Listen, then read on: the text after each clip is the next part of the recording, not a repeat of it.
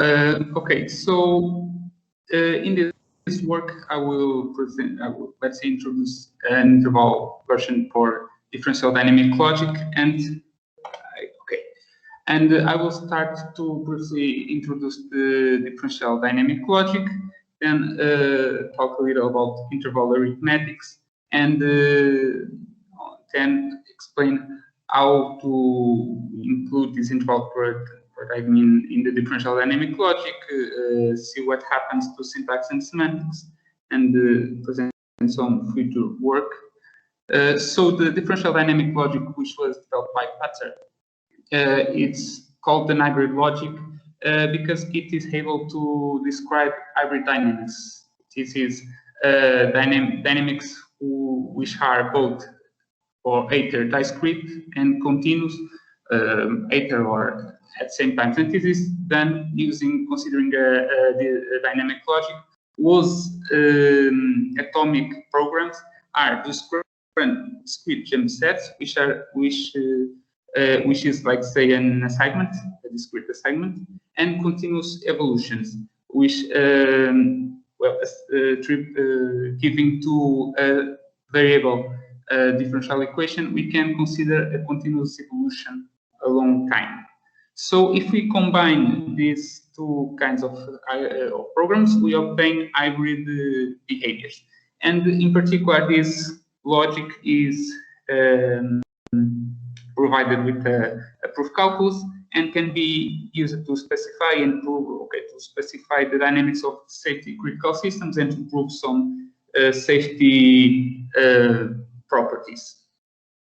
So the language of this logic considers a set V of logical variables and a signature sigma, where we have predicate symbols like the equal, less or equal, or less, the greater, the function symbols like the sum, the product, and so on, where we can also include the constants, and state variables, which can be seen as functions with hierarchy 0, but whose interpretation is not rigid.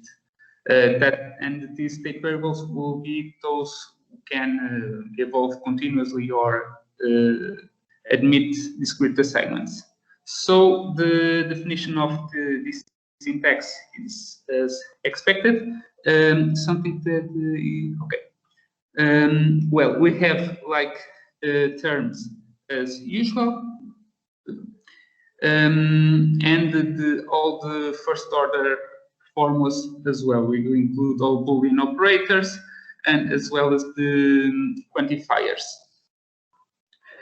Also some predicates as usual. So in terms of the dynamic, the programs for the dynamic logic, we consider the two atomic programs, which are the discrete jump sets, the assignments, and the continuous evolutions, which can be parameterized by a first order formula. Let's say that it's kind of a domain. We admit that the variables can evolve continuously within a domain which is parameterized by a first order formula. This can be some positivity constraints or something like this. Okay, and the other operators are the usual for the dynamic logic tests, sequential composition, and so on. So the full set of formulas for the differential dynamic logic, and I'm noticing that I changed the notation, but when I say this DL is the same as differential dynamic logic, this kind of an hybrid notation, sorry about that. But the full set of formulas is, again, all these first order formulas and these modalities. Okay, so just to illustrate this a little, when we interpret these hybrid programs, it is what is expected for tests. If key is verified, then we have like transition to the state itself. Otherwise, transition doesn't exist. the non-deterministic choice, the sequential composition runs the two hybrid programs sequentially, and the non-deterministic, let's say, the clean operator runs a countable number of times, and not specified, but a countable number of times. And the discrete assignments, let's say we have a state, we go to a state where the value of the state variables is changed to the assigned value, and the continuous evolution parameterized by a first order condition key. We consider a continuous evolution where key is always verified. Okay, during the continuous evolution, we must always verify key. We cannot leave the domain, and we can stop at any time. And all these are the reachable states using these hybrid programs. So to evaluate this, we consider the functions, then an interpretation, which is defined for all predicate symbols, function, all the signature except state variables. For the state variables, we have function v, which we call the state, and we note that this logic is interpreted, let's say, in a rigid way, so it is always over R. Okay, our state only assigns to v a value, a real value, and the same for the assignment, which assigns to each logical variable value, a real value. Okay. Also, here in the symbols, we consider this interpretation as rigid as the sum symbol is interpreted as sum, the product symbol is interpreted as the product, and well, and so on. Well, so this is what it is expected. Interpretation is given in a recursive way.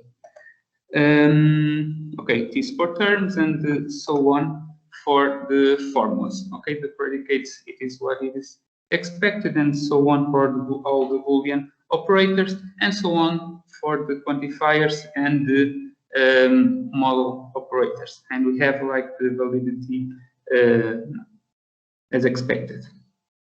Okay, so I will not present here the proof calculus of this logic, but this logic has a proof calculus which is well defined and can be used to prove formulas of this logic. But I will present an example to explain. I think that it is more easy to understand this logic when we have, or this language when we have an example. And the classic one is the one of the bouncing ball. So let's consider these parameters: the initial height of the ball, the actual height of the ball, the constants, that is the gravitational acceleration, and the elasticity constant of the ground, and the velocity.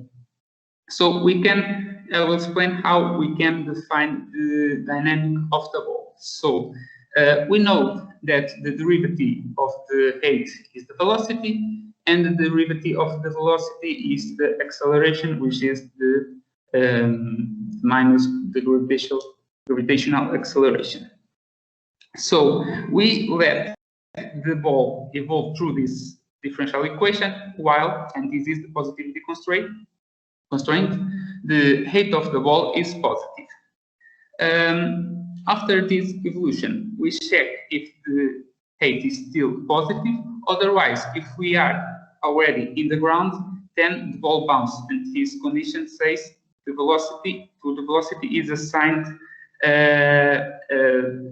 let's say, a negative,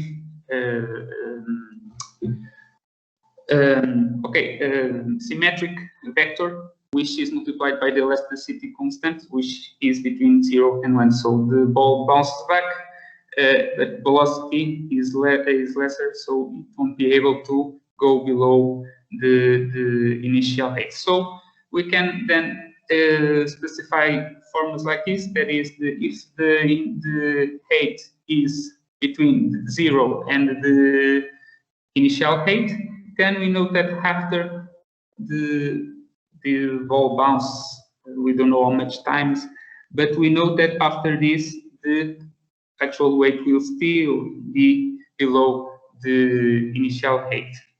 Okay, so this is a formula of that express the property of the system, and still we can use the proof calculus of this logic to prove it. So now the question is, why to consider interval arithmetics? So the idea is that, okay, we can use this logic to prove properties of safety critical systems. This is systems that in practice some let's say some bug on the programming of such system can lead to loss of human lives. So this is important to this will be important to accommodate things like small perturbations, because we know that in real life not everything okay, there are errors. It is impossible to measure absolute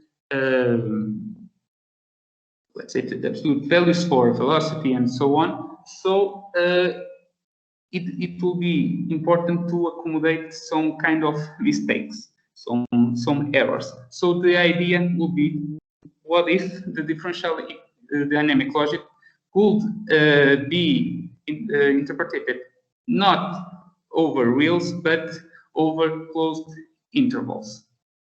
And we can see that there are some related works, for instance, from Sigmund Gall, which developed the language to reason about these hybrid systems. And in particular, he considers, he has a software which is the RICH. So what it does is to consider bounded perturbations on the system and then specify the hybrid dynamics and okay, establish a safety condition, and he checks, he tests multiple times if it is possible to leave that safety region. So in some way, what he tries is to find a path to an unsafe region. What is the difference between this and differential dynamic logic? The difference is that while this software tries to find a path by, let's say, testing multiple hypotheses, it is not guaranteed that all hypotheses are tested. In the case of differential dynamic logic, since we have a proof calculus which works with these formulas in a symbolic way, we are not limited to, let's say, to a number of tries. So we can, let's say, prove or try to prove it symbolically and not in simulating all possible. Well, there are some cases where it is not possible to test an infinite number of hypotheses. Okay, so in this way, we can think that differential dynamic logic could be a complement to the RICH, because the RICH can be used to prove, let's say, reachable properties, while differential dynamic logic to formally prove safety properties. So the idea of interval arithmetics is not new. In particular, there are a paper with more than 50 years which introduced this. So the basic idea is that we consider the usual sum, the subtraction, product, but now for intervals. And in general, we can think about a general real function which can be generalized for intervals. And there are two important properties that this function can have. One is the correctness. That means that if we have, we must have all, pointwise, all the image of the function in the resulting interval. And the other one is optimality, which will guarantee us that if we have two functions which verify this property that are correct, then our generalization is the small, okay, give us the smaller image. Let's say it is contained in all other image from all correct functions. So in general, it is proved in the paper that we can define this intervalar generalization such as the image of an interval is defined as closed interval from the infinite to the supremum of the function, regarding that the function is continuous. I don't think I have write it continuous, but the function f should be continuous.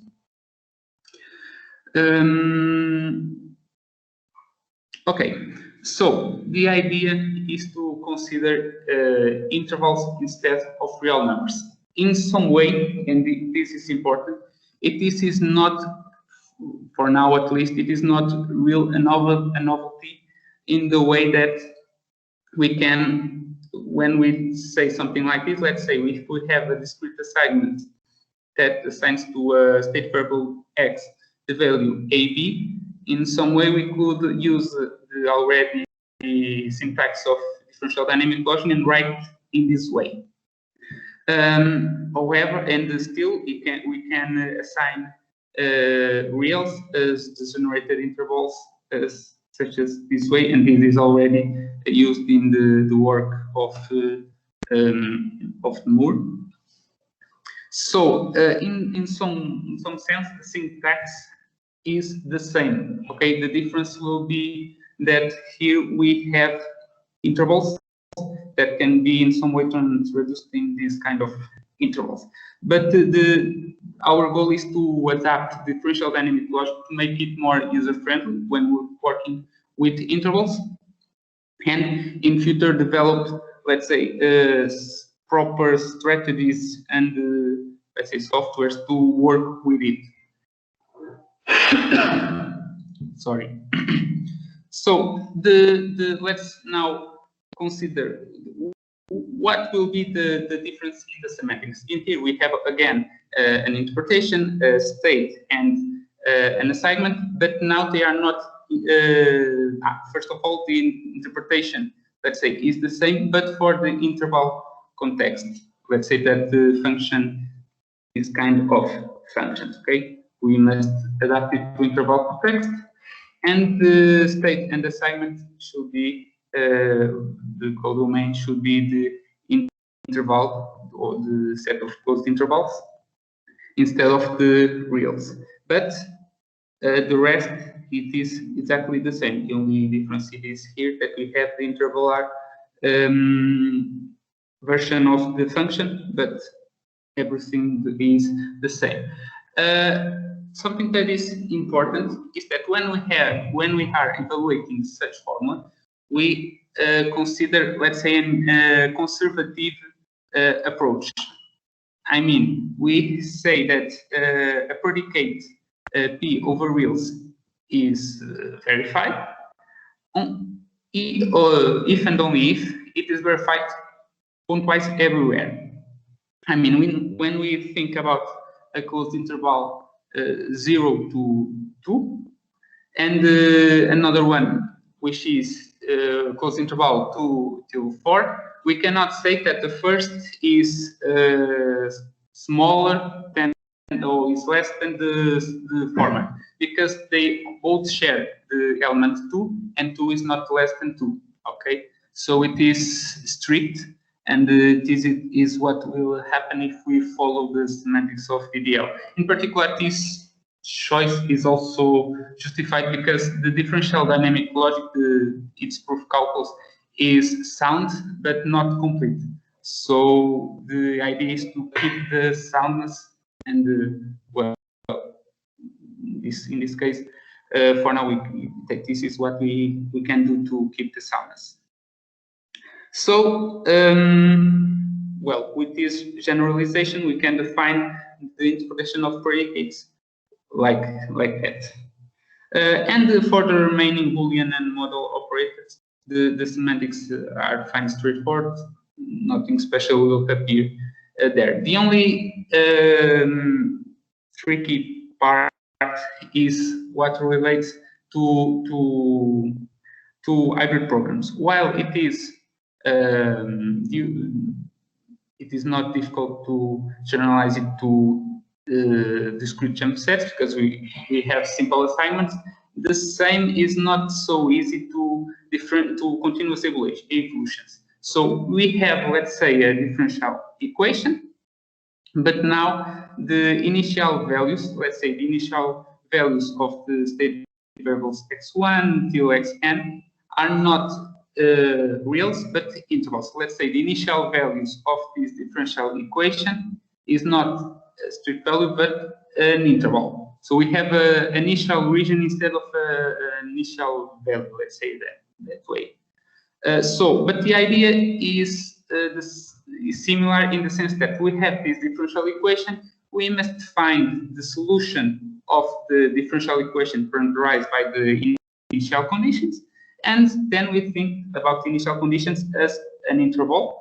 Okay, and we know that we obtain a state is reachable if it is obtained from this solution of the differential equation, and which verifies this initial condition, and at the same time that for all the intervals before we have that the domain condition, the first order condition, is verified. However, we must be careful with one thing, which is this, because when we consider a first order condition, and in this way I will consider that the first order condition is that the value of some variable is between a and d. Okay, we have this part which determines our safety or first order condition, and let us think that we have a differential equation whose solution provides a flow like this. Okay, so if our initial value, or in this case our initial interval, is this one, we can think about all these evolution, which is let's say the infamous of the solution of the differential equation and the supremum. However, we must be careful here, because we have this condition that the solution must be less or equal to d. So when this interval surpasses this value, it is, let's say, cut, and the maximum, the interval here in the part below is the same, but in the upper part it is also d. And the same, and this part is tricky because it can be the case that a trajectory leaves the safety region and then goes back. So we must take this part from the reachable set, okay? Because if we have a point here, we don't have it is not true that it has always verified the first order condition, because it has been in the unsafe region. So here, this part must not be considered, and in the part below, the usual as expected is also cut off from the reachable state.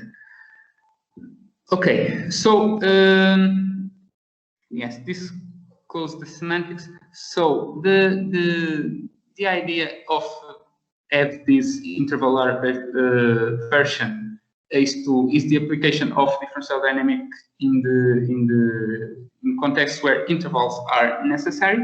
As expected, we analyzed a little about what will be the syntax and semantics.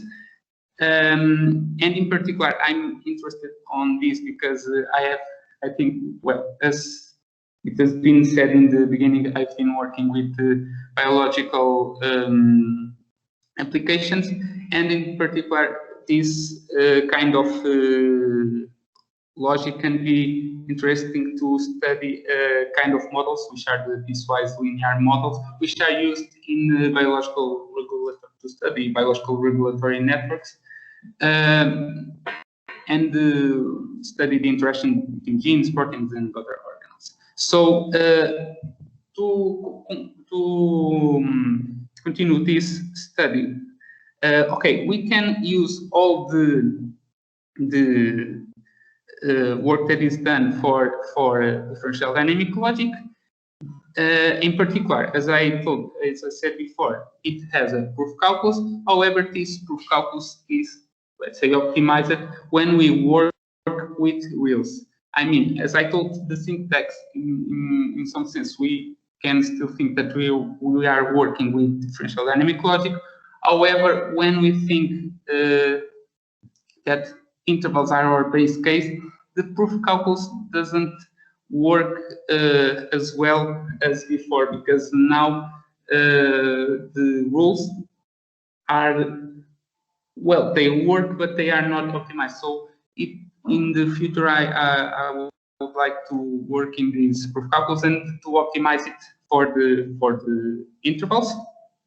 And in particular, when we think about differential dynamic logic, we can think about the chimera, which is a semi-automatic prover.